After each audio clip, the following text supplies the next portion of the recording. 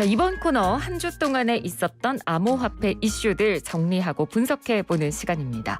암호 푸는 남자, 한국경제신문 이면우 기자와 함께하도록 하겠습니다. 지금 전화 연결됐을까요? 기자님 나와 계십니까? 네, 안녕하세요. 네. 오늘 암호화폐 이슈들 한 주 동안에 있었던 암호화폐 이슈들 정리해 보도록 하겠습니다. 자, 일단 오늘도 암호화폐 가격 흐름부터 좀 짚어보도록 할 텐데요. 자, 이 비트코인이 지금 가격 흐름을 좀 보니까 4천만 원권 박스권 안에 갇힌 것 같아요. 계속해서 제자리 걸음이 이어지고 있네요. 네, 지금 이 시각 비트코인 국내 가격이 3,800만 원대에 형성돼 있습니다. 네. 최근 4천만 원에 턱걸이한 상태에서 박스권 장세를 보이다가 어제부터 좀 더 떨어졌습니다. 이더리움도 약세를 보이고 있고요. 그저께 280만 원대까지 올랐는데 어제부터 미끄러지면서 지금 250만 원 선에 거래되고 있습니다. 예. 외신들은 오늘 가격 하락이 글로벌 경제회복 둔화에 대한 공포 때문인 것 같다고 분석했습니다. 이 미국이나 유럽 증시도 다 안 좋았었는데요. 코로나 델타 변이 확산 가능성으로 이 경제회복이 지연될 수 있다는 우려가 투자자들을 안전자산으로 옮겨가게 했다는 설명입니다. 네, 그렇군요. 암호화폐 가격이 이렇게 박스권 안에서 계속 발목이 붙잡혀 있는 이유가 여러 가지 이유가 있겠습니다만 아무래도 저희가 이 시간을 통해서 많이 말씀을 드리긴 했어요. 각국 정부가 워낙 암호화폐 자체를 굉장히 부정적으로 바라보고 있기 때문에 이렇게 좀 가격이 발목이 잡혀 있는 게 아닌가 싶거든요. 네, 우리나라 금융당국이 코인의 투기성에 대해서 부정적인 입장을 여러 번 보였던 거는 많이들 알고 계실 테고요. 네. 중국과 이란이 채굴 금지령을 내린 상태고 또 영국과 일본은 세계 최대 거래소인 바이낸스에 제동을 걸었습니다.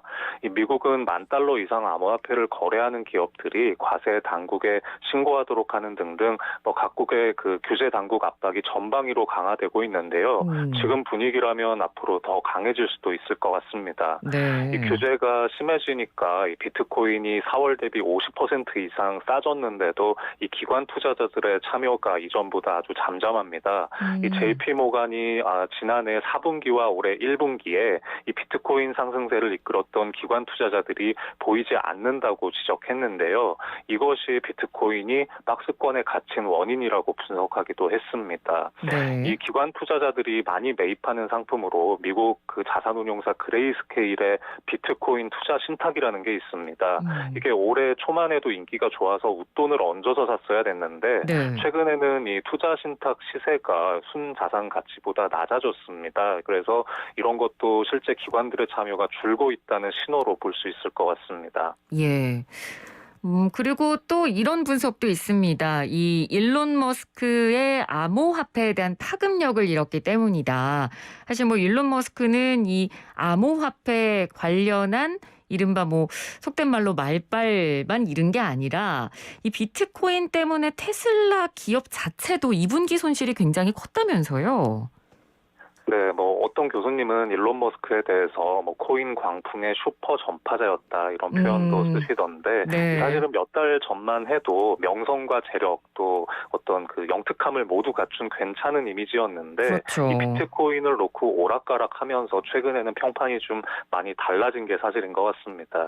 이번 주에는 또 머스크가 좀 실수도 하나 했는데요. 투자의 귀재라고 불리는 벅셔 해서웨이의 회장 그 워런 버핏에 대한 그림을 인터넷에서 찾았다면서 올렸습니다. 네. 그런데 이 버핏이 그 재정 조언으로 가능한 많은 코인을 빨리 찾아라 이런 식으로 권했다는 내용이 들어 있었는데 이 투자자들이 굉장히 열광을 하는 듯 했지만 몇 시간 뒤에 글이 삭제됐습니다. 이게 네. 버핏은 원래 암호화폐를 좋지 않게 보는 사람이었기 때문에 이 가짜 정보였거든요. 그래서 이런 거 알고 했는지 아니고 했는지는 모르지만 머스크가 또 좀 이상한 트윗을 날린 그런 모양새가 됐습니다. 그리고 말씀하신 대로 테슬라가 비트코인 하락에 직격탄을 맞았는데요. 이 미국의 경제 매체 CNBC가 증권시장 분석가들을 인용해서 테슬라가 2분기에 $1억 규모의 손실이 발생할 수 있다. 이런 예상이 나오고 있다고 보도했습니다. 네. 2분기에 최소 $2,500만, 또 최대 그 $1억 손실을 기록할 수 있다는 추정인데 우리 돈으로 적게는 280억 원, 또 많게는 1,100억 원이 넘는 규모입니다. 근데 이 비트코인으로 인한 테슬라의 손실을 기업 장부의 회계상의 손실로 기록할 것이냐 말 것이냐 이 부분을 두고는 논란이 있는 걸로 알고 있는데 맞나요?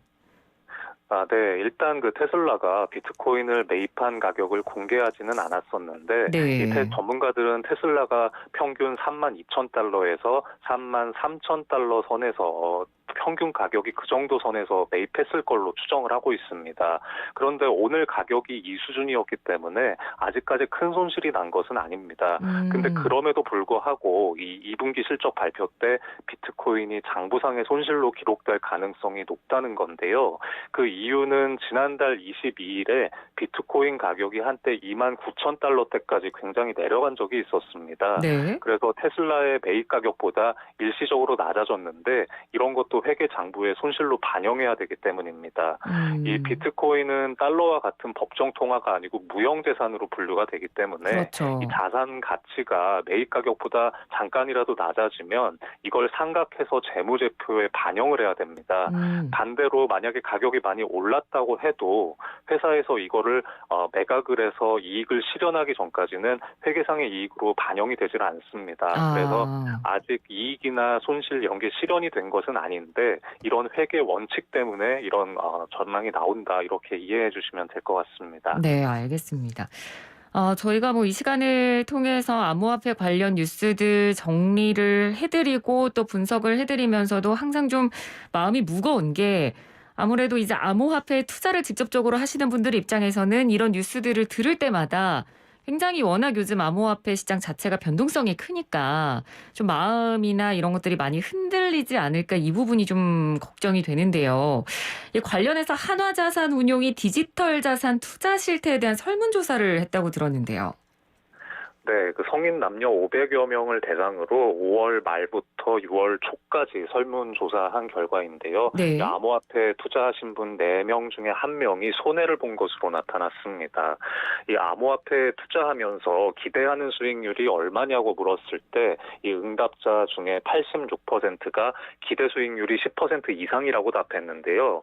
이 정작 실제 수익률은 얼마였냐고 물어보니까 0% 미만, 그러니까 손실을 봤다는 사람이 전체 25%를 차지했습니다. 또 음. 실제 수익률이 0에서 10%였다는 분도 26%였는데 네. 결국은 실제로 수익률 10% 미만이었던 분이 절반을 넘는 셈입니다. 이 기대랑은 상당히 좀 괴리가 있다고 할 수 있겠습니다. 또 네. 암호화폐에 얼마를 투자했는지 물었더니 1,000만 원 미만이라는 응답자가 절반을 넘었고요. 대신에 음. 1억 원 이상 넣었다고 한 사람도 8%나 됐습니다. 또 아. 아주 극단적인 케이스도 있었는데요. 대출까지 전부 껴서 순 자산의 100% 이상을 암호화폐에 투자했다는 사람도 2%를 기록을 했는데 네. 좀 이분들이 요새 좀 괜찮으셔야 될 텐데 약간 좀 걱정이 되기는 합니다. 그러게요. 네. 네. 그러니까 막상 뚜껑 열어보면 투자자 4명 중 1명은 손실을 입었다는 얘기입니다. 아까는 이 뉴스 인터넷 기사 내용도 그렇고 뭐 풍문으로 어떤 소문으로 들려오는 이야기는 뭐 누가 코인으로 집을 샀다더라, 뭐 코인으로 돈을 많이 벌어서 회사를 그만두고 잠적했다더라, 뭐 이런 이야기를 사실 저도 들어봐서 근데 실제적으로 조사를 해 봤더니 그렇지 않다는 건데 그러면 이 암호화폐, 비트코인 투자자들은 주로 이 투자 관련 정보들을 어디서 많이 얻는다고 나왔나요? 네, 뉴스와 유튜브가 가장 많았습니다. 이 암호화폐 음. 정보를 얻는 통로를 복수응답으로 물어봤는데 이 뉴스와 유튜브가 57.7%를 기록했고요. 또 주변 지인, 또 텔레그램이나 오픈카톡 같은 SNS도 50% 안팎을 차지했고 이 네. 금융사에서 얻는다는 사람도 30% 정도 됐습니다. 이 반대로 이 공식 플랫폼이라든가 뭐 개발사들의 홈페이지를 직접 찾아본다는 사람은 10%대에 불과했는데요. 이 사실 암호화폐 쪽에서 공시나 백서 같은 것을 무조건 신뢰할 수는 없지만 최소한 한번 보고 투자하는 게 좋은데 음. 아직은 좀 투자자들이 뉴스나 이런 지인들, 이런 소문 이런 거에 너무 의존하는 것은 아닐까 하는 생각도 좀 듭니다. 이 네. 암호화폐가 주식과 달리 투자 투자 정보 얻을 곳이 마땅치 않은 것이 사실이기는 한데요. 좀 이쪽 업계도 건전한 투자 문화를 좀 앞장서서 조성을 하고 또 신뢰할 수 있는 정보를 제공하려는 그런 노력을 좀 더 해야 되지 않을까. 또 그렇게 해야 도박이라는 이미지를 좀 씻는 데도 도움이 되지 않을까 그런 생각이 들었습니다. 네, 맞습니다. 근데 이걸 좋은 소식이라고 해야 할진 잘 모르겠습니다만 이 중국이 비트코인 채굴 단속을 강화하고 있다는 소식은 아마 많이들 접하셨을 겁니다. 그런데 중국이 이렇게 채굴 단속을 강화하는 바람에 오히려 비트코인 수익성이 오른다는 소식이 있더라고요. 이건 어떤 내용인가요? 네, 예전에 그 채굴업자 중에 중국의 비중이 전 세계 그 비트코인 채굴 시장의 65에서 75% 정도 차지한다 이런 말씀 드린 적이 있었는데요. 네. 이 사람들이 사라지면서 다른 지역의 채굴업자들이 상대적인 이익을 보게 됐다는 겁니다. 이 중국이 자국 내 비트코인 채굴업체를 90% 이상 폐쇄한 상태인데 그 영향으로 컴퓨터로 비트코인을 채굴하는 난이도가 낮아지면서 이 채굴의 수익성이 크게 상승했습니다. 이 비트코인은 컴퓨터로 복잡한 연산을 푸는 채굴을 통해서 생성된다는 것은 많이 아실 텐데요. 네. 이 비트코인은 공급량을 일정하게 유지를 하기 위해서 채굴 난이도가 2주 간격으로 조정이 되고 또 그 난이도는 얼마나 채굴자들이 많이 나서고 있는지에 따라서 결정이 됩니다. 그런데 최근 중국이 이제 채굴을 규제하면서 전 세계 비트코인 채굴업자들의 채굴 능력, 이거는 이제 업계 용어로는 해시레이트라고 부르는데요. 네. 이 채굴 역량이 기존보다 절반 이상 감소했습니다. 그래서 더 적은 사람이 기존과 비슷한 양의 비트코인을 채굴할 수 있도록 도와주기 위해서 지난 주말에 채굴 난이도가 28% 정도 하락하는 조정이 이루어졌습니다. 결론적으로 말씀드리면 채굴 시장에 계속 남아있는 분들은 기존보다 채굴이 쉬워졌고 그래서 수익을 거두기가 더 쉬워졌다는 말씀입니다. 그래서 만약에 다시 나중에 채굴에 뛰어드는 사람이 늘어서 경쟁이 치열해지면 당연히 난이도는 또 조정이 될 텐데요. 네. 일단은 채굴 수익성이 높아졌다는 얘기가 많이 나오는 이유는 이런 그 메커니즘 때문으로 보시면 될 것 같습니다. 네, 알겠습니다. 자, 이제 대선 레이스에 본격적으로 불이 붙기 시작한 분위기입니다. 여당을 중심으로 내년부터 시작하는 이 가상자산 거래 소득에 대한 과세를 유예하는 법안이 나왔더라고요. 아무래도 내년 대선 표심을 좀 의식한 거라고 봐야겠죠? 네, 맞습니다. 집권 여당인 더불어민주당에서 내년부터 시작하게 된 가상자산 거래소득에 대한 과세를 1년 동안 유예하는 법안이 나왔습니다. 이 말씀처럼 2030 세대와 같은 이런 투자자들의 불만이 많아지니까 표심 달래기에 나선 것 아니냐 이런 해석이 나오고 있습니다. 네. 그 노웅래 민주당 의원이 소득세법 개정안을 발의했는데요. 여기에는 이재명계로 분류되는 의원들도 공동 발의자로 이름을 많이 올렸습니다. 이 법안은 가상자산, 그러니까 암호화폐에 대한 과세를 내년 1월에서 2023년 1월로 1년 유예하는 내용을 담고 있습니다. 또 암호화폐 소득을 지금의 기타 소득이 아니라 금융 투자 소득으로 분류해서 합산 5천만 원까지 소득 공제를 해준다는 내용도 있습니다. 네. 이 원래 기타 소득은 복권 당첨금 이런 일시적인 소득에 적용을 하는 항목인데 이거를 코인에 적용해도 되느냐를 갖고 논란이 좀 있었거든요.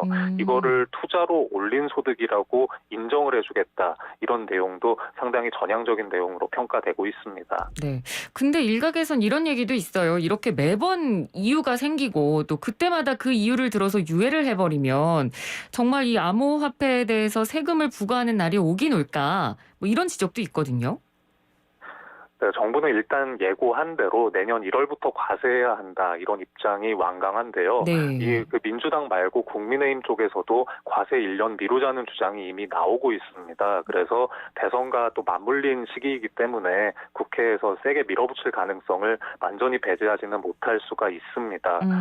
정부는 그래도 이 미국이나 영국 또 프랑스나 일본, 독일 이런 많은 나라들이 암호화폐 관련한 소득에 이미 세금을 거두고 있다는 점을 강조하는데요. 이게 글로벌 그 스탠더드 같은 것이기 때문에 더 미뤄선 안 된다 이렇게 주장을 하는 겁니다. 네. 반대로 그 과세 연기를 제안하고 있는 의원들은 이 납세 인프라가 충분히 갖춰지지 않은 상태에서 무리하게 과세하면 오히려 해외 거래소를 이용하는 식의 탈세를 조장하고 또 조세 저항도 강할 것이다 이런 식으로 주장을 하고 있는데요. 일단은 여러 법안이 발의만 됐을 뿐 구체적인 진전이 없는 상태이기 때문에 때문에 진행 추이를 조금 지켜보면 될 것 같습니다. 네, 알겠습니다. 자, 오늘도 다양한 암호화폐 관련 소식 잘 들었습니다. 고맙습니다. 네, 감사합니다. 네, 지금까지 한국경제신문 금융부 임현우 기자였습니다.